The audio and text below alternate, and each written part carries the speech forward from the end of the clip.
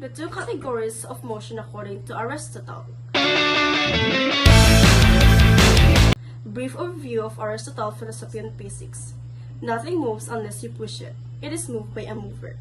Aristotle had two categories to how motion is made, which include celestial motion and terrestrial motion. Understanding of motion serves as an important aspect towards his understanding of the natural world, because for Aristotle, during 384 and to 322 BCE, the Earth is in center of the physical universe and stationary. Sun, moon, and what we call as planets orbit the center.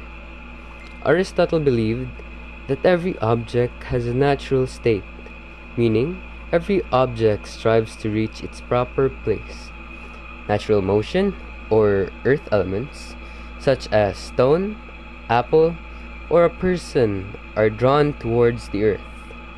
Lastly, heavier objects have more attraction towards the earth, hence they fall faster. But it's important to note that Aristotle was wrong about these ideas, and was later corrected by scientists for more than 2,000 years later. Theories of motion, celestial and terrestrial. To understand the basics of this, we must first understand what these two motions according to Aristotle are. First, we have celestial motion. This refers to the movements in space such as planets, stars, and galaxies. Terrestrial motion. These are movements that the Earth makes. Definition and characteristics of celestial motion. The celestial spheres and celestial bodies are composed of an altogether different kind of matter. The fifth element. By nature, celestial bodies move continuously. Their motion is circular, everlasting, without beginning or end. The heavenly bodies, including the mostly invincible spheres, are incorruptible. They are characterized as continuous motion. This continuous motion, circular motion, linear motion, perfect shape or sphericity, irregular shape, incorruptibility. The eternal and perfect nature of celestial bodies. Celestial bodies are eternal, meaning they last forever and have no beginning or end.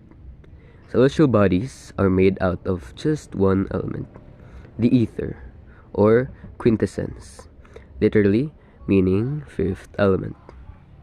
The reason why celestial bodies were perfect by nature was because the natural motion of ether is a uniform circular motion, hence why it is a perfect shape, because before they believed that the circle is the most perfect shape. The circular motion of celestial bodies around the Earth according to Aristotle. We know that natural motion of the ether is circular and uniform. Aristotle believed that the heavens are composed of concentrated spheres of ether, such as the sun, moon, and planets as well. And they are embedded into spheres, and those spheres rotate around the Earth, hence explain the celestial bodies around the Earth according to Aristotle. Implication of celestial motion on Aristotle cosmology.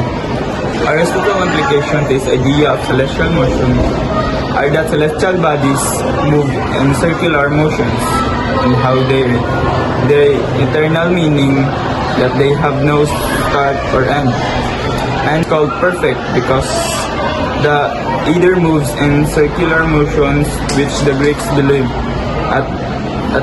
at that time was the most perfect shape. Definition and characteristic of terrestrial motion. Terrestrial motion is the movement of objects and living beings on the Earth's surface. It includes your daily activities like walking, running, and falling. Objects. Terrestrial matters moves discontinuously place. It comes to a stop when reaching its natural place, because Aristotle believed that every object and being has its natural place. Terrestrial bodies come to be and pass away. Terrestrial bodies are characterized by continuous motion, discontinuous motion, circular motion, linear motion, perfect shape, irregular shape, incorruptibility, corruptibility. Furthermore, terrestrial motion has three subcategories which are natural, violent, and alteration. Definition of natural motion. Natural motion is the motion arising from the nature of an object. This motion does not require an external cause in order to occur. So, natural motion is when things will naturally move to their natural place, without any push or pull motion. Example, Aristotle believed that water and rocks move down because it was their natural home. So, a ball would move downhill because believed that it was the ball's natural thing to do. Violent motion. Explanation of violent motion or definition. Violent motion, by contrast, is motion contrary to the nature of the object, requires an external force in order to occur. Most motion are this type. For example, you throw a stone into the air, violent motion. The stone was against its natural place, therefore it requires a violent motion or an external force in order for the stone to move. Understanding alteration as a type of motion concerning changes in quality rather than place. Alteration described by Aristotle as a change in something qualities or properties such as ripening of a fruit, cooking food for your family, and the growth of trees and plants.